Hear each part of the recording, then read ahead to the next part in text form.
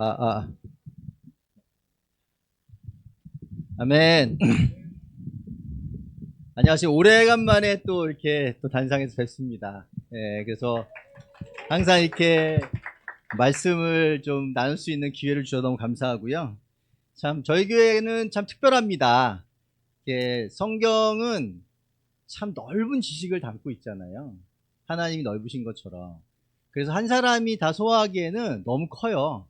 그래서 형제자매들이 이렇게 나와서 자신의 삶으로 이렇게 하나님을 설명해 주는 그 설명 하나하나가 이 교회가 갖고 있는 가장 소중한 재산인 것 같습니다. 그래서 오늘도 저와 말씀을 나누는데 솔직히 이건 제 생각이에요. 제 생각. 제가 하나님과 함께 교류하는 생각이니까 혹시라도 틀린 게 있고, 틀렸다고 하면 좀 그렇고 좀 다른 생각이 있으신 분들은 말씀해 주시면 이 설교가 더욱더 풍성한 설교가 되지 않을까라는 생각을 가져보고요. 그래서 그렇게 나눔을 하는 거에 대해서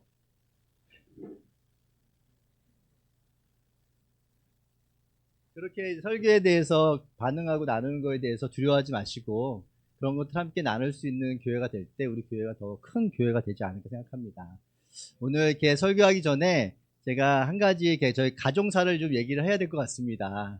여러분이 너무 감사하게도 저희가 이렇게 올해 작년 말인가 이제 섬기던 교회를 잠깐 떠나서 조금은 방황하는 시기를 가졌었는데 안주할 곳을 찾다가 너무 아름다운 교회를 만나서 함께 안주하고 싶은 마음이 들었습니다. 그래가지고 아내랑 결정을 해서 일상교회를 함께 하기로 결정을 했어요. 그래서 근데 참 결정하는 과정 속에서 사실 제가 많이 부끄러웠습니다. 과연 이게 짐이 되면 안 되는데 이게 원래 이게 참 짐이 되면 안 되는데 라는 생각이 많이 들었는데 요즘 생각이 들 때마다 자꾸 짐이 될 것 같은 생각이 들어가지고 참 마음이 무겁습니다. 그래서 짐이 되지 않도록 최선을 다해서 이렇게 노력을 할 것 같고요. 그래서 함께 여러분 좀 함께 이렇게 만들어가는 그 교회가 너무 기대가 되는 것 같습니다. 여담이고 그렇습니다. 너무 감사하고요. 제가 오늘 준비한 설교는 제가 사실 저는 제목을 잘 못 지어요. 설교하다가도 제목 바뀌고 막 그러니까 여러분 개의치 마시고 그냥 쭉 따라가시면 될 것 같고요. 예전에 1시간 넘게 했던 트라우마가 있어서 짧게 끝내고 싶은 마음에 말이 빨라지더라도 뭐 이해해 주시면 감사하겠고요. 저기 2차 세계대전 당시에 유럽에는 많은 예수님의 상들이 있었다고 합니다. 그때 전쟁의 폭격 때문에 예수님의 상들이 다 부서졌대요, 많이. 그래서 전쟁이 끝나고 그것을 이렇게 추스러 모으다 보니까 모으다 보면 아시겠지만 뭔가가 빠지는 것이 생기잖아요. 그래서 어느 한 교회에서 이게 그 교회 사진은 아닙니다. 그 교회 제가 찾지 못했어요. 능력이 없어서. 그 교회에서 이렇게 다 수습해가지고 어떤 형상을 만들었는데 손이 없더라는 거예요. 그래서 한 조각가가 와서 자기가 손을 만들어 주겠다라고 얘기했답니다. 그런데 교인들이 곰곰이 생각하다가 그것을 거부했습니다. 그 이유가 뭐냐면 이 메시지인 거예요. 너희들이 나의 손이다. 그러니까 예수님께서 했던 사역을 우리가 해야 되니까 너희들이 나의 손이다. 라는 그 주제를 담고 싶어서 손을 만들지 않았다는 그 예화가 있습니다. 이 예화는 아마 우리 그리스도인의 삶을 잘 대변해주는 이야기인 것 같아요. 우리 그리스도인들은 하나님의 사랑과 주님의 사랑을 전하는 그런 대리인의 역할을 해야 되는 그런 이미지를 잘 형상화한 사진이라서 가끔 제가 이 사진을 사용하고 있습니다. 여러분들 공감되십니까? 여러분들 주님의 손입니다. 손. 왜냐면 지금 아마 한번 넘겨주세요. 하나님이 손이 아마 이제 내려오시면 여러분 공포에 사로잡혀 다 떠날 거예요. 그죠? 그죠? 자, 지금 마지막 설교를 뭘 했는가를 좀 곰곰이 뒤집어 보다가 아마 제가 은사에 대한 설교를 했던 것 같습니다. 근데 오늘은 그 은사 설교의 좀 마지막 설교와 같은 그 주제의 설교인데요. 여러분, 이렇게 질문하면 좀 그렇지만, 삶에 기쁨이 넘치십니까? 라고 질문 막 찔리잖아요, 마음에. 그죠? 나도 안 그런데, 그죠? 근데 아까 재선 형제가 기쁨에 대해 얘기 나눴었는데, 참 기쁨이 뭘까? 생각해보면, 우리가 하나님한테 쓰임받을 수 있고, 하나님 주신 은사를 잘 활용했을 때 얻어지는 그 기쁨만큼 큰 기쁨이 없을 것 같아요. 저는 그 생각을 합니다. 때로는 아이들이 와가지고 부모를 칭찬해주고 내 말 잘 듣고 막 아빠 어썸 뭐 이렇게 해줄 때도 참 마음이 기쁘지만 조용히 혼자 곰곰이 이렇게 묵상을 할 때 나의 마음에 가장 큰 기쁨이 무엇일까 생각해 보면 내가 하나님께 쓰임을 받았구나 라는 생각이 들 때가 여러분 가장 기쁘지 않나요? 아닌가요? 아닌가 보네요. 그죠? 그래서 만약에 여러분 마음속에 그런 마음이 충만하게 넘치신 분이 있으시다면 저는 그분은 안 봐도 알 것 같아요. 아, 얼마나 하나님을 잘 섬기고 있고 교회를 잘 섬기고 있는지.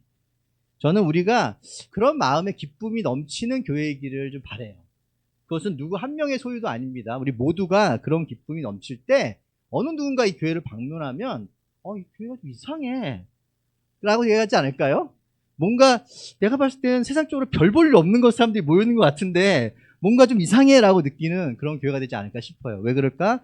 하나님이 주시는 기쁨. 하나님께서 우리에게 은사를 주시는데 그 은사를 잘 활용할 수 있도록 우리에게 넘치는 기쁨도 함께 허락한다고 우리가 지난번에 얘기를 했었습니다. 저는 여러분의 모든 삶이 이런 기쁨 가운데 넘쳐나기를 기도하고 그런 교회가 되길 원하고 그런 교회와 함께 하고 싶습니다. 이렇게 은사를 이야기 나누다 보면 한 장만 더 넘겨주세요. 왜 안 넘어가죠? 건전지가 혹시 없나요? 예. 저기 성경에 보면 은사를 얘기하는 장이 세 군데가 나와요. 고린도서 12장, 그 다음에 로마서 12장, 에베소 4장이 나옵니다. 근데 그 은사에 대한 얘기를 하는 장들은 항상 어떤 스토리와 연결이 돼요. 그 스토리가 뭐냐면 여러분 고린도서 12장 다음에 뭐가 나오죠? 13장 나오죠? 13장이 무슨 장이죠? 사랑장이잖아요. 모르면 이제 초등학교부터 다시 다녀야 돼요. 주일학교부터 다시 해야 되잖아요. 고린도서 13장이 나와요. 아시겠지만 에베소서, 로마서 12장의 은사를 얘기하고 나서도 그 끝에 이어지는 것은 사랑에 대한 메시지가 흘러 퍼지고 있습니다. 그러면서 자연스럽게 바울이 그것을 연결해가는 과정 속에 이런 메시지를 전하고 있어요. 여러분 더 큰 은사를 열심히 구하십시오. 이제 내가 가장 좋은 길을 여러분에게 보여드리겠다. 교회 안에서 열심히 봉사를 하고 주님의 은사를 사용하다 보면 마음에 그런 욕심들이 생기는 것 같아요. 나도 좀 더 큰 일을 할 수 있지 않을까? 더 좋은 걸 하고 싶지 않을까? 라고 욕심이 생기고 그러다 보면 또 우리 마음속에 또 비교하는 마음도 생겨요. 나도 저 사람보다 더 잘할 수 있는데. 그럼 비교하는 마음들이 참 자연스럽게 은사에 대한 이야기를 하다 보면 인간의 죄와 연결돼서 자연스럽게 비교하는 마음과 고린도 교회에 나오는 그런 많은 문제들이 교회 안에서 만들어져 갑니다. 많은 은사를 추구하는 교회들의 특징인 것 같아요. 그때 바울은 이야기하는 게 뭐냐면 자연스럽게 사랑의 메시지를 우리에게 전하고 싶어 합니다. 왜냐하면 성령의 은사는 여러분이 구한다고 얻을 수 있나요? 왜냐하면 성령의 은사는 하나님이 주권자예요. 하나님이 주고 싶은 사람에게 준 거기 때문에 어떻게 보면 내가 막 간절히 원한다고 얻어지는 건 아닌 것 같습니다. 그런데 이 성령을 담을 수 있는 그릇인 나 자신은 내가 어떻게 할 수 있잖아요. 그렇지 않나요? 나 자신은 뭐 내가 훈련을 하건 뭘 하건 안에 나 자신은 뭔가 준비가 될 수 있는 것 같아요. 전에 한번 그 사진을 보여드렸는데 밥그릇에 담은 밥공기를 말씀드렸던 것 같은데 하나님의 은사를 담을 수 있는 이 그릇은 내가 준비할 수 있잖아요. 근데 이 준비된 그릇을 우리가 어떻게 준비되었는지 알 수 있을까? 그것은 바로 사랑입니다. 우리의 사랑이 얼마나 준비되어져 있는지를 우리가 얼마만큼 쓰임받을 수 있는 것에 하나의 척도가 된다고 생각을 해요. 그래서 바울은 은사에 대해서 잘 가르치고 난 다음에 구구절절하게 우리에게 사랑이란 무엇인지를 이야기해 주고 있어요. 근데 왜 은사와 또 우리가 쓰임받는 것과 사랑이 중요할까? 성경 안에 다음을 넘겨주시면 성경 안에서 가장 놀랍게 하나님한테 쓰임받은 한 인물이 있습니다. 누굴까요? 그렇죠? 딱 보니까 알겠잖아요. 모세입니다. 아마 모세만큼 하나님의 대변자로서 엄청난 일을 한 사람 없잖아요. 그런 거 해보고 싶지 않아요? 갑자기 그냥 지팡이를 딱 물이 그냥 쫙 갈라지고죠. 근데 바위를 딱 치면 갑자기 물이 막 콸콸콸콸 쏟아지고 하늘에 손을 쫙 내밀면 만나 메추라기 막 날아다니고 와 끝내주지 않는 뭐 어벤져스 필요 없을 것 같지 않나요? 세상에 남자로 태어나서 한 번 정도 그 정도는 한번 해보고 죽어야 되는데 그죠? 엄청난 사역을 이룬 그 바울은 모세는 하지만 그 모세가 그 하나님의 사역을 완성하지 못해요. 왜죠? 우리가 잘 아는 이 가데스 바네아에 있는 무리바의 샘물에서의 하나의 사건 때문에 결국 모세는 하나님의 그 사역을 완성하지 못합니다. 그때 하나님이 모세에게 이렇게 얘기하셨어요. 신명기 32장 51절에 이는 내가 신광야에 있는 가데스 무리바 샘에서 물이 터질 때 이스라엘 자손이 보는 데서 믿음 없는 행동을 하고 이스라엘 자손에게 나의 거룩함을 나타내지 않았다라고 얘기합니다. 그러니까 여기 제가 두 구절을 더 적어놨는데 출애굽기 34장과 민수기 14장을 적어놨는데 출애굽기 34장에 여러분 하나님의 모습을 보신 사람 있어요? 실제로? 모세는 뒷모습은 봤어요. 뒤에는 봤어요. 놀랍잖아요. 그때 모세에게 하나님이 말씀하신 게 뭐였냐면 주께서 모세의 앞으로 지나가시면서 선포하셨는데 주 나는 자비롭고 은혜로우며 노하기를 더디하고 한결같은 사랑과 진실이 풍성한 하나님이다. 이렇게 얘기하십니다. 또 민수기 14장 18절에는 나 주는 노하기를 더디하고 사랑이 넘치어서 죄와 허물을 용서한다. 그러나 나는 죄를 벌하지 않는 채 그냥 넘기지는 아니한다. 나는 아버지가 죄를 지으면 본인뿐만 아니라 자손 3, 4대까지 벌을 내린다고 말씀하셨다. 모세는 하나님이 어떠한 분이신지를 누구보다도 잘 알고 있던 사람이었어요. 그런데 그 무리바 샘에서만큼은 그가 스스로의 어떤 화가 났든지 짜증이 났든지 이유는 잘 모르겠어요. 그때 그가 폭풍같이 화를 냅니다.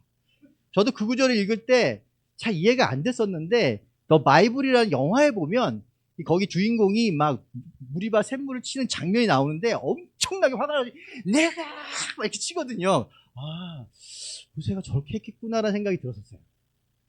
무슨 말인지 정말 잘 하나님의 사역을 했던 모세가 그 단 한 번 그 시간에 정말 화를 내면서 하나님의 이 성품을 사람들 앞에 온전하게 드러내지 못한 거예요. 하나님은 은혜와 자비가 풍성하신 분이고 노하기를 더디하시는 분이고 그들의 죄를 용서하시는 분이라는 것을 그때 드러내지 못했어요. 그 한 번의 실수로 어쩌면 이스라엘 백성들이 하나님에 대한 왜곡된 생각이 전달됐을 수도 있고 어쨌거나 그런 걸 통해서 결국 모세는 하나님의 은사를 온전히 이루지 못하는 그릇이 되었습니다. 한 장만 더 넘겨주실게요. 제가 그 지난번 설교 때 보여드렸던 킨치키 공예라는 거 한번 보였을 거예요. 깨어진 그릇을 같이 조합하는. 제가 이걸 통해서 하나님의 은혜를 되게 많이 깨달았습니다. 그래서 너무 기뻤습니다. 근데 제가 사실은 두려움이 하나 있었습니다. 제가 저걸 깨닫고 설교를 하면요, 그런 일이 꼭 삶에 벌어지더라고요. 제가 지난번에 성찬 때문에 여러분 나눴을 겁니다. 5월 5일날 우리 집에 핵폭탄 터졌다고. 제가 요즘 진짜 산산이 부서지고 있습니다. 그런 노래가 있죠. 산산이 부서진 이름이요, 이런 것처럼. 근데 저 때 설교를 하면서 제가 그랬어요. 하나님께서 만들어줄 그릇을 생각하면서 기꺼이 기쁘게 부서지겠다고. 그 사이에 제가 벌어지고 있습니다. 저 기쁘지 않습니다. 괴롭고 힘들고요. 제가 그동안 50평생, 아까 상대장도 40대라는데 50평생 걸어와서 믿음 생활했던 그 모든의 신앙에 제가 퀘스천 마크를 붙이고 있습니다. 성경 읽는 방법론에도 제가 퀘스천 마크를 붙이고 있고요. 제가 하고 있는 모든 행동 하나하나에 제가 퀘스천 마크를 붙이고 있습니다. 그 이유가 뭐냐면 우리 아이들이 나의 신앙을 거부하더라고요. 아마 그런 시간들이 오실 것 같은데 그때 내가 머릿속을 한동안 탁 얻어맞았어요. 뭔가 내가 잘못되어 가고 있구나. 내가 진짜 깨지지 않으면 우리 아이들에게 하나님을 온전히 전할 수 없을 수도 있겠구나라는 것을 제가 알게 되었습니다. 그때 제가 모세를 보게 되었던 거예요. 아마 여러분도 아마 삶에 그런 일이 아마 언젠가는 벌어질 거예요. 왜냐하면 우리는 완벽하지 않잖아요. 저 여태까지 완벽하게 죽을 때까지 완벽하게 살래요. 이런 분 있으면 저는 그 사람들 이단이라고 생각합니다. 저는 저기 옆에 계신 분한테 가시면 돼요. 근데 우리는 그렇지 않거든요. 그래서 저는 제 삶을 다시 한번 돌이켜보고 있어요. 근데 그 돌이켜보고 그 시간에 심지어 괴롭고 힘든 시간이지만 그래도 조금은 희망을 갖고 있는 게 그릇처럼 되지 않을까요? 언젠가, 그죠? 그랬을 때 하나님 나에게 또 다른 것을 채워줄 수 있지 않을까. 어쩌면 우리 교회도 마찬가지인 것 같아요. 하나님이 왜 이 교회를 남들이 봤을 때는 좀 창피한 교회잖아요. 30년 넘게 했는데 또 깨지잖아요. 근데 저는 그 깨어짐에 대해서 저는 정말 기쁘고 감사해요. 왜냐면 어느 누구도 깨어지지 않으면 저기 서초동에 있는 모 교회처럼 2천억짜리 교회가 될 거예요. 근데 그게 아름다우십니까, 여러분? 기쁘신가요? 그렇지 않거든요. 우리가 깨어졌을 때 우리는 하나님께 좀 더 가까워지는 그런 교회가 되지 않을까 생각을 하거든요. 그래서 저는 이 깨어짐의 시간을 조금은 좀 즐기려고 하는데, 너무 감사한 것은 그 깨어짐의 시간을 함께 해주는 동역자들이 계셔서 너무 기쁜 것 같아요. 몇몇 분들과 이렇게 도움을 받으면서 그들의 도움 통해서 조금씩 내가 좀 깨달아가고 있습니다. 내가 그분하고 도움을 주는 분하고 내가 싸워요. 막 그냥 의견을 막 제시하는데 안 먹혀 들어가는 거예요. 그래서 뭐 잘못됐지 생각하면서 내 자신을 다시 한번 돌아보면서 하나씩 저 자신을 다시 한번 되짚어보고 있거든요. 그래서 언젠간 정말 이렇게 저처럼, 또한 우리 교회도 그렇게 되짚어가는 과정 속에서 우리 교회가 다시 한번 하나님 보시기에 정말 아름다운 그릇으로 거듭나면, 그때는 우리는 뒤를 돌아봤을 때 이 신앙의 여정이 주님의 지팡이와 막대기 함께 했구나 라는 것을 알게 되지 않을까 생각합니다. 서론이 엄청 길었는데요. 제가 서론이 좀 길어요. 사실 제목은 간단한데, 제목은 저희가 받은 만큼 사랑합시다라는 주제를 가지고 이야기하고 싶고요. 그래서 우리의 삶을 사랑으로 훈련하는 방법에 대해서, 사랑에 대한 얘기를 오늘 이야기를 나누고 싶습니다. 근데 저는 이제 태생이 공대 출신이거든요. 기계과학과 나왔거든요. 그래서 저는 성경을 좀 매뉴얼 보듯이 봐요. 그래서 좀 이렇게 감정이 좀 없이 성경을 보는데, 그래서 이 공대생의 사랑 이야기를 여러분과 함께 나누고 싶어요. 그래서 오늘 주제를 정한 주제 성경 구절은 요한복음 21장입니다. 요한복음 21장인데, 사랑이라는 주제를 다 이야기하는 선문답과 같은 이야기가 요한복음에 나와요. 예수님과 베드로의 대화가 쭉쭉 나옵니다. 여러분 잘 아시는 대화잖아요, 그죠? 예, 아는 대화인데, 요한복음은 여러분 잘 아시겠지만 복음서에서 가장 마지막에 쓰여진 책이에요. 그래서 거의 베드로도 죽고 바울도 죽고 다 사도들이 죽고 난 다음, 심지어 디모데까지도 죽고 난 이후에 쓰여진 책이 요한복음이에요. 그래서 요한 사도가 오래 살아서 전승에 의하면 130-40살까지 살았다는 전승도 있어요. 되게 오래 살았고요. 그래서 그가 맨 마지막에 마태, 마가, 누가복음을 보고 난 다음에 빠진 부분들을 채워놓은 책이 요한복음입니다. 그래서 오늘의 이 대화 내용도 요한복음에만 나와요. 근데 이 대화를 들어보면 가장 많이 나온 단어가 있습니다. 그게 뭐죠? 사랑이잖아요. 사랑. 그래서 여기에는 사랑을 테마로 한 아름다운 러브스토리가 있는 뭐 그런 건 아니지만 이게 이야기인데요. 저는 이것을 공대생처럼 보고 싶습니다. 그래서 한번 우리 이 구절을 같이 한번 읽어보도록 하겠습니다. 읽겠습니다. 시작. 그들이 아침에 먹은 뒤에 예수께서 시몬 베드로에게 물으셨다. 요다의 아들 시몬아, 내가 이 사람들보다 나를 더 사랑하느냐? 베드로가 대답하였다. 주님, 그렇습니다. 내가 주님을 사랑하는 줄을 주님께서 아십니다. 예수께서 그에게 말씀하셨다. 내 어린 양떼를 먹여라. 예수께서 두 번째로 그에게 물으셨다. 요한의 아들 시몬아, 내가 나를 사랑하느냐? 베드로가 대답하였다. 주님, 그렇습니다. 내가 주님을 사랑하는 줄을 주님께서 아십니다. 예수께서 그에게 말씀하셨다. 내 양떼를 쳐라. 예수께서 세 번째로 물으셨다. 요한의 아들 시몬아, 내가 나를 사랑하느냐? 내가 사랑하느냐 하고 세 번이나 물으심으로 불안해서 주님께서는 모든 것을 아십니다. 그러므로 내가 주님을 사랑하는 줄 주님께서 아십니다 하고 대답하셨다. 예수께서 그에게 말씀하셨다. 내 양떼를 쳐라. 한 장만 넘겨주세요. 여러분 아시겠지만 신약 성경은 헬라어로 적혀져 있어요. 헬라어에서 사랑으로 번역하는 단어가 세 가지가 있습니다. 하나가 에로스, 그다음에 필로스, 그다음에 아가페, 이 세 가지가 있어요.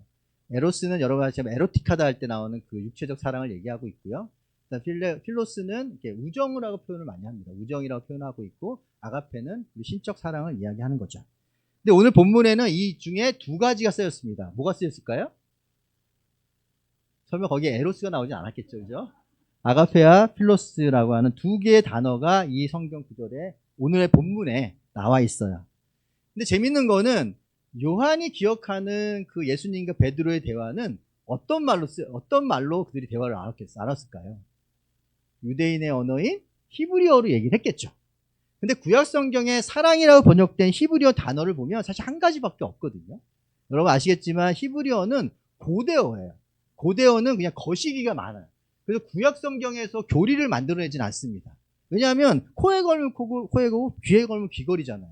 그래서 거시기가 되게 많은. 그래서 사랑이란 단어 하나로 여기 보면 이제 아하브라고 하는 사랑이란 단어로 육체적 사랑도 우정도 모든 걸 다 표현을 하고 있어요. 단지 우리가 번역하고 해석하기에 따라서 다르게 번역할 뿐입니다. 그래서 분명히 예수님과 베드로의 대화도 저렇게 얘기했을 것 같아요. 네가 나 봤느냐, 나도 봤는데 이렇게 얘기했을 거예요. 막 주고받았을 텐데 요한이 나중에 이제 베드로가 죽고 난 다음에 이걸 기록하면서 요한복음 그 21장을 두 가지 단어로 그 사랑의 단어를 표현하고 있더라고요. 제가 신학교에서 처음으로 이걸 접했을 때 저는 되게 의아했습니다. 왜 요한은 꼭 두 개를 나눠서 이것을 표현하려고 했을까? 그 이유가 뭐냐면 거기 보면 두 가지 단어란 것은 필로스와 에로스인데 아가페인데 그 필로스와 아가페의 약간 차이점을 좀 이야기를 하면서 이 성경 구절을 좀 보고 싶어요. 그래서 그 우리가 필로스라고 하는 단어는 우정이라고 표현했잖아요. 근데 성경에 좋게 표현하면 우정이죠. 우정 멋있잖아요. 우정 멋있잖아요. 근데 실제로 유대인이 생각하고 있는 사랑의 개념이 그 필로스로 잘 표현되고 있어요. 여기 보면 마태복음 5장 43절에 이런 표현이 있습니다. 내 이웃을 사랑하고 내 원수를 미워하여라 하고 말한 것을 너희는 들었다고. 무슨 말이냐면 유대인들은 철저하게 원수를 미워하고 나의 동족을 사랑하는 그런 민족이었습니다. 철저하게 자기의 우구는 목숨을 다해서 사랑하지만 자기 적군하고는 철저한 원수를 지는 것이 그들의 온전한 사랑의 표현이었어요. 그래서 그거를 요한은 그것을 필로스라고 표현하지 않았을까 생각을 하게 되었습니다. 그리고 또 여기 보면 마태복음 18장 21절에 보면 7번씩 70번에 용서하라 예수님의 가르침이 있잖아요. 저는 저것을 이제 아가페의 한 표현이라고 생각하는데 여러분 7번씩 70번을 모르는 사람을 사랑할 수 있습니까? 근데 어떤 목사님이 설명하더라고요. 이렇게 할 수 있는 데가 할 수 있는 관계가 있대요. 그래서 그래요? 이거 쫑긋하게 들었어요. 부부 관계일까요? 할 수 있어요? 하시고 계시나요? 네, 절대 안 돼요. 님이라는 글자에 저만 하면 지금 남이 됩니다. 그죠? 그렇게 할 수 있는 관계가 부모 자식 간의 관계라고 하더라고요. 여러분들 아마 그럼 조금은 부모님 되신 분이 이해하실 것 같아요. 내가 자녀를 봤을 때 솔직히 해준 거 아무것도 없잖아요. 그런데도 어떻게든지 자기 마음을 바꿔가면서까지 무엇인가를 해주려고 하고 그들 도와주려고 하고 사랑하는 마음. 그래서 부모 자식 관계는 7번씩 70번 용서할 수 있는 관계를 그 목사님 얘기하더라고요. 제가 그 말 들으면서 저는 그렇게 하고 있지 못하지만 그럴 수도 있겠구나 라고 생각이 들었습니다. 마치 하나님이 자기 자녀를 생각하듯이 또 우리가 우리 자녀를 생각하듯이 어쩌면 이것이 우리가 얘기하고는 아가페라는 그 사랑의 어떤 원형이 아닐까 그런 생각으로 제가 이 구절을 여러분에게 보여드렸습니다. 그래서 아까 다시 그 구절로 돌아가면 하나 넘겨주시겠어요? 네, 요한복음 15장은 이렇게 원전분해를 할 수 있습니다. 그래서 15장 처음에 예수님은 철저하게 베드로에게 첫 번째 물어봐요. 너가 나를 아가페하느냐? 라고 물어봅니다. 너가 나를 아가페하냐 물어봐요. 근데 베드로는 뭐라고 대답하죠? 주님, 저는 당신을 필레오합니다. 이렇게 얘기합니다. 도대체 요한은 왜 이거를 분리를 시켜놨을까요? 그 두 번째 예수님 물어봐요. 요한의 아들 시몬아, 넌 나를 아가페하느냐? 물어봐요. 근데 여기 베드로가 또 그래요. 저는 필레오하는데요. 세 번째 예수님 물어봐요. 세 번째는 예수님 톤다운 하셨는지 모르겠지만 포기하셨는지 모르겠지만 그럼 너는 나를 필레오하니? 그랬더니 예수님 저는 필레오합니다. 얘기했습니다. 이 작은 차이일 것 같지만 요한은 이 이야기를 꼭 남기고 싶었던 이유가 있는 것 같아요. 첫 번째는 저는 이렇게 생각합니다. 그 당시에 제자들의 마음 상태를 우리에게 보여주는 것 같아요. 철저하게 자신의 사랑이 실패했음을 깨닫고 있는, 어쩌면 예수님 공생애를 함께 했었던 제자들도 예수님의 삶을 저 정도밖에 이해를 못했을 것 같아요. 당신이 나에게 해줬으니까 난 그만큼 정도는 할 수 있어요 라고 그들의 마음 상태는 딱 그 정도 수준이었던 것 같아요. 그래서 예수님이 물어봤어요.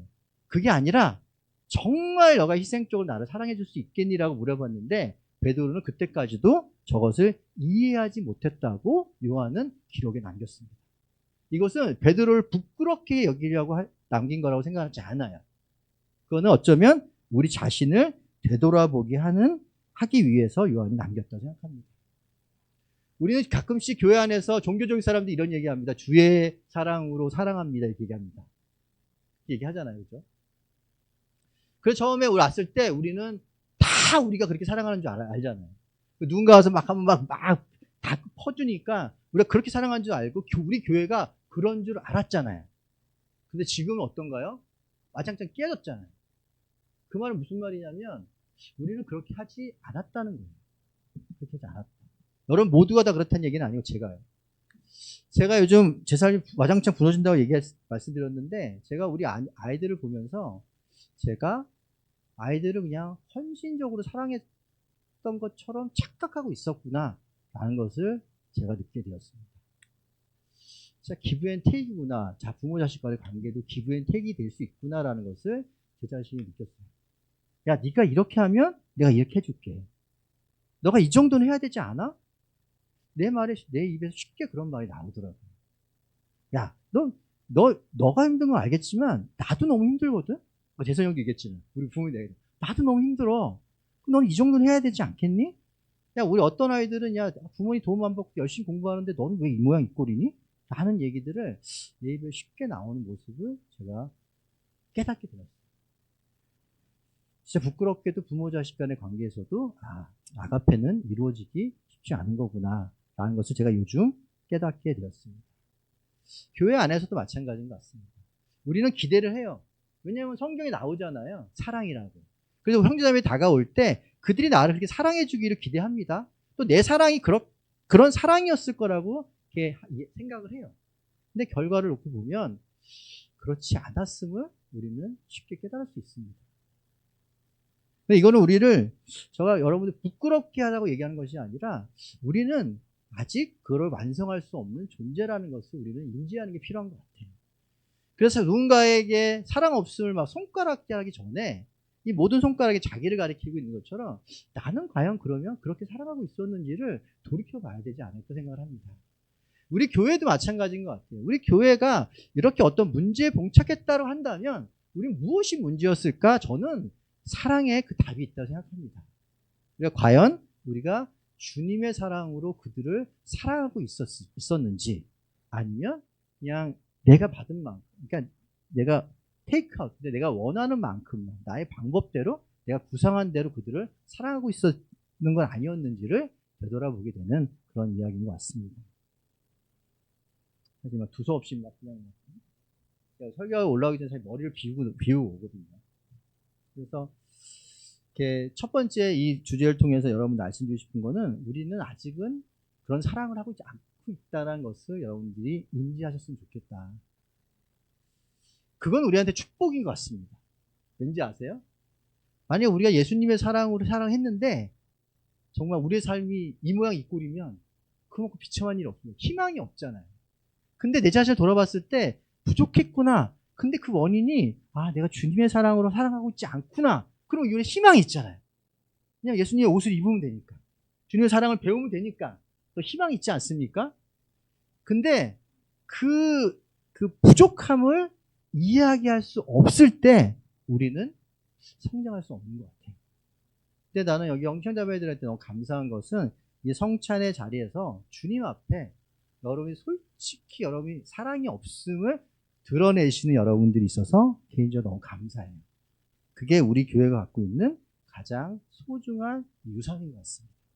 그래서 그런 메시지 하나하나가 저의 삶을 움직이고 여기 오는 사람도 움직이고 세상의 모든 사람들을 움직일 거라 믿습니다. 그 다음으로 하나를 더 넘겨, 그 다음에 두 번째 주제로 넘어갈 텐데요. 그 다음 주제는 이렇게 받은 만큼 사랑합시다입니다. 예수님께서 마지막에 세 번째 질문을 던지실 때 예수님이 막 마음을 바꾸셨다 그랬잖아요. 너가 나 아가페라고 얘기하다가 필레오 하냐 물어봤잖아요. 그때 처음에는 예수님도 포기하셨구나. 그래. 아유 예수님 그래 너는 그냥 필레오만 해. 포기하셨나? 라는 생각을 했었던 것 같아요. 근데 이 말씀을 묵상하면 묵상할수록 이 저 말, 너가 나를 필레오 할 수 있느냐라고 하는 말이 참 정말 하나님이 우리한테 주신 큰 사명이라는 생각이 들었습니다. 뭐냐면 우리가 주님께 받은 것을 생각하면 저 말이 얼마나 우리에게 큰 사랑으로 다가오는지를 알 수 있잖아요. 여기 보면 요한복음 13장 34절에 이렇게 얘기하거든요. 이제 나는 너에게 새 계명을 준다. 서로 사랑하여라. 내가 너희를 사랑한 것 같이 너희도 서로 사랑하라. 이게 필레오의 정의잖아요. give and take. 네가 받은 만큼만 할 수 있겠느냐. 근데 처음에는 이게 그래 뭐 받은 만큼 하면 되지 라고 생각했다가 예수님한테 받은 걸 생각하니 이게 참 이게 어마무시하잖아요. 어마무시하잖아요. 이거구나. 이 땅에서 우리가 할 수 있는 것은 정말 이것밖에 없구나. 그러니까 우리가 성찬에서 여러분이 고백할 때 그 고백, 주님 앞에, 주님 십자가 앞에 우리가 무릎 꿇고 할 수 있는 그 고백은 주님, 당신이 나를 사랑하신 것만큼 제가 사랑하게 해주십시오라는 우리의 모든 고백이 이 안에 담겨져 있음을 깨닫게 되었습니다. 그때 베드로는 철딱서니 없이요 깨닫지 못하고 덜크덕 그래요. 아유 예수님 그 정도는 제가 하죠. 제가 하겠습니다 라고 얘기하잖아요. 철딱서니가 없었죠. 요한일서 3장 16절에 요한이 이렇게 얘기하잖아요. 그리스도께서 우리를 위하여 자기 목숨을 버리셨습니다. 이것으로 우리가 사랑을 알게 되었습니다. 그러므로 우리는 형제자매를 위하여 목숨을 버리는 것이 마땅합니다. 베드로가 이걸 알았을까요? 몰랐을 것 같아요. 그때 예수님은 베드로에게 그때 예수님 베드로에게 이 사랑을 알게 하기 위한 방법을 알려줍니다. 첫 번째, 어린 양을 먹이고 양을 치고 먹이라고 하잖아요. 그 말이 무슨 말인지 우리는 다 알잖아요. 주님의 교회를 열심히 섬기라는 그 메시지였습니다.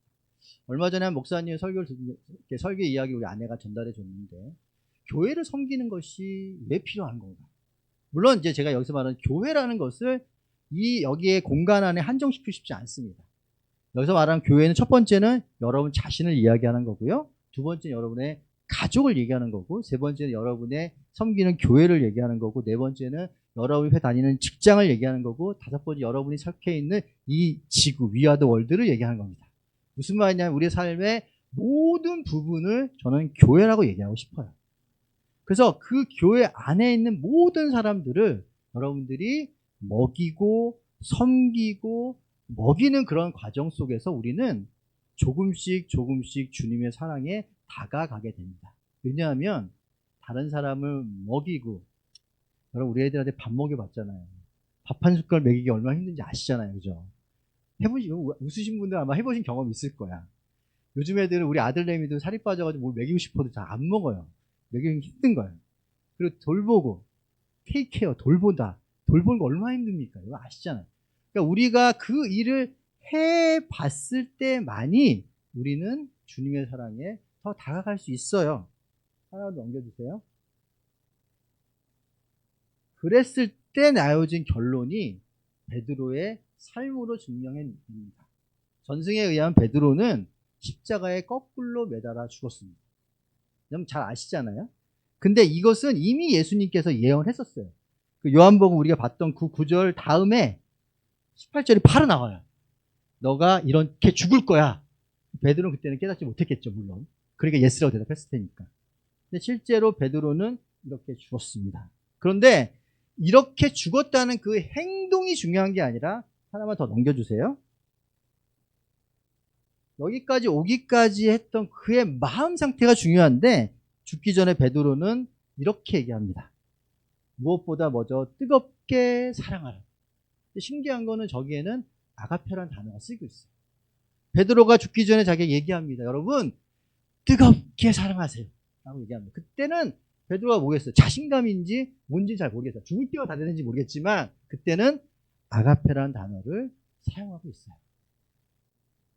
베드로가 준비가 좀 되었을까요? 어쩌면 우리 또한도 주님께 가기 전에 이런 고백, 내가 우리 자녀들을, 교회를 정말 사랑했고 여러분도 열심히 사랑하세요라는 말을 할 수 있으면 좋지 않을까요? 그렇죠? 그리고 베드로후서 1장 7절에 이렇게 얘기를 하고 있습니다. 경건의 형제 우애를 더하고 상호 우애, 형제 우애에 사랑을 더하라고. 베드로는 거기에 필레오와 아가페라는 단어를 구별해서 사용하고 있습니다. 자기의 사랑에 성장하는 과정을 베드로후서에 잘 표현하고 있습니다. 우리 또한도 주님의 교회를 이렇게 베드로처럼 섬기려 나가다 보면 우리에게 희망이 보이는 것 같아요. 베드로처럼 기꺼이 주님의 사람을 위해서 자신의 생명까지 내어주신 사랑을 완성할 수 있는 희망이 보이는 것 같습니다. 여기 고린도전서 16장 22절에 보면 우리 바울 선생님께서 우리에게 저주를 내려요. 저주. 사랑하지 않는 사람은 저주를 받을 거라고. 여러분 사랑 안 하면 저주받는 겁니다. 근데 저 사랑이란 단어가 무엇일까요? 아가페일까요? 필로일까요? 네? 아가페라고 생각하시는 분도 있죠. 근데 필레오로 생각하시는 분도 있어요. 여러분 아가페면 다 죽었습니다. 여러분. 다행히 고린도전서에 사랑이 17번 나오는데 그 중에 16번을 아가페라는 단어를 쓰는데 신기하게도 이 단어는 필레오라고 쓰고 있습니다. 바울도 아는 거예요. 우리는 주님의 사랑을 할 수 없어요. 하지만 우리가 받은 만큼이라도 행하지 않으면 저주를 받는다. 우리한테 원래 없는 것을 하라고 했어서 저주를 내리면 그건 법률 위반입니다. 할 수 없는 걸 시켜놓고서 심판하면 안 되잖아요. 그죠? 근데 할 수 있는 걸 시켰는데 안 하면 심판할 수 있잖아요. 성경은 되게 법리적으로 충분한 설명을 할 수 있는 그런 책이에요. 되게 하나님 논리적인 분이거든요. 바울이 여기에 우리가 받은 만큼만 사랑하라. 그렇다면 너희를 저주하지 않겠다고 얘기합니다. 합리적이죠? 그죠? 네, 어렵다는 건 아시죠? 그래서 그리고 이제 바울이 빌립보에 이렇게 일하고 있습니다. 여긴 또 아가페라고 쓰고 있잖아요. 나는 여러분의 사랑이 지식과 모든 통찰력으로 더욱 풍성하게 되어서 가장 좋은 것이 무엇인가를 여러분이 분별할 줄 알게 되었으면 합니다. 그래서 여러분이 그리스도의 날에 맞이하기에 순결하고 흠이 없이 되며 예수 그리스도께 주시는 의의 열매가 가득하여 여러분이 하나님께 영광과 찬송을 돌리게 되기를 기도한다고. 아까 예수님의 대답과의 좀 다른 표현이긴 하지만 여기는 바울은 지식과 통찰력으로 우리의 사랑이 풍성하여지기를 원했습니다. 지식은 하나님의 말씀을 연구하고 공부하고 읽다 보면 생길 수 있어요. 그럼 통찰력은 어디서 주어질까요? 통찰력이 정말 산에 가서 돛 닦는다고 통찰력이 생긴다고 사람들이 생각을 하지만 통찰력은 우리 삶의 안에서 얻어집니다. 우리가 행하고 섬기고 실천해 봤을 때 지식과 연결됐을 때 통찰력이 생기는 거죠. 디렵다 책만 보고 디렵다 공부하고 있다고 삶에 대한 통찰력이 절대 생겨나지 않습니다. 양을 먹이고 섬기고 치지 않으면 통찰력이란 것은 얻어질 수 없어요. 그래서 바울이 그렇게 얘기합니다. 그렇게 우리에게 통찰력이 풍성해졌을 때 하나님께 영광과 찬송을 돌리게 될 거라고. 저는 우리 교회가 그러한 교회가 되었으면 좋겠습니다. 한 장을 더 넘길까요? 제가 이제 마지막으로 이 설교를 이제 마치면서 아까 봤던 그 예수님의 십자가 십자가의 형상을 다시 한번 보고 싶었고요. 프랑스에 가보면 어린이가 부르는 동요가 하나 있답니다. 이 동요가 이 십자가상하고 연결되어 있다라고 사람들이 생각을 하는 그 동요가 하나 있는데 이 동요를 여러분과 마지막으로 읽으면서 설교를 마치고 싶어요. 이 동요는 이렇게 적혀 있습니다. 우리 같이 한번 읽어볼까요? 시작. 그리스도는 손이 없습니다. 단지 오늘날 그분의 일을 수행할 우리의 손 밖에는. 그리스도에는 발이 없습니다. 단지 사람들을 그분의 길로 인도할 우리의 발 밖에는. 그리스도는 입술이 없습니다. 단지 오늘날 사람들에게 그분 자신에 대해 이야기할 우리의 입술 밖에는. 그리스도는 도움이 될 방편이 없습니다. 단지 오늘의 사람들을 그분께 인도할 우리의 도움 밖에는. 우리는 사람들이 여전히 읽는 성경이며 말씀과 행적으로 쓰신 하나님의 마지막 메시지입니다. 아멘. 우리는 예수님의 사랑, 하나님의 사랑을 전하는 이 메신저예요. 그 사랑을 온전히 전하게 하기 위해서 하나님께서 선물을 주신 거고요. 그 선물을 잘 쓸 수 있도록 우리에게 삶의 기쁨도 허락해 주십니다. 그런데 그 담는 그릇이 온전히 준비되어 있지 않으면 우리는 쉽게 쪽박이 깨집니다. 그리고 그동안 했던 모든 수고가 다 날아갈 수밖에 없어요. 그런데 그 그릇을 준비하는 가장 중요한 핵심은 바로 사랑입니다. 우리가 주님께 받은 그 사랑만큼 우리가 사랑할 수 있다면 우리는 마지막 때 베드로처럼 진짜 누군가에게 자 주님의 사랑으로 사랑해. 그러면 정말 너의 삶이 기쁘고 아름다워질 거야 라고 얘기할 수 있는 그런 삶을 살 수 있게 되기를 바라고, 그랬을 때만이 우리는 주님의 손과 발과 입이 돼서, 또 이 교회가 주님의 손과 발과 입이 돼서 하나님의 사랑, 주님의 사랑을 세상에 온전히 전할 수 있게 될 거 믿습니다. 일상교회 올 때마다 흰색 검은 옷 입은 사람들을 많이 봅니다.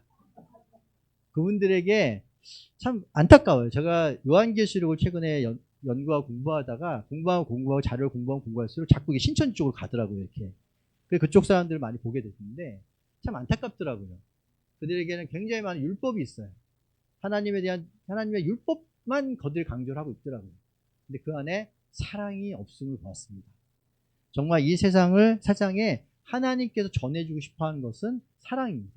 우리의 삶을 통해서, 우리의 입술을 통해서, 우리의 모든 행동과 손짓과 모든 걸 통해서 전하고 싶은 것은 하나님의 사랑을 전하고 싶은 건데요. 이 교회가 그런 사랑의 공동체가 되었기를 바라면서 설교를 마치겠습니다. 아멘.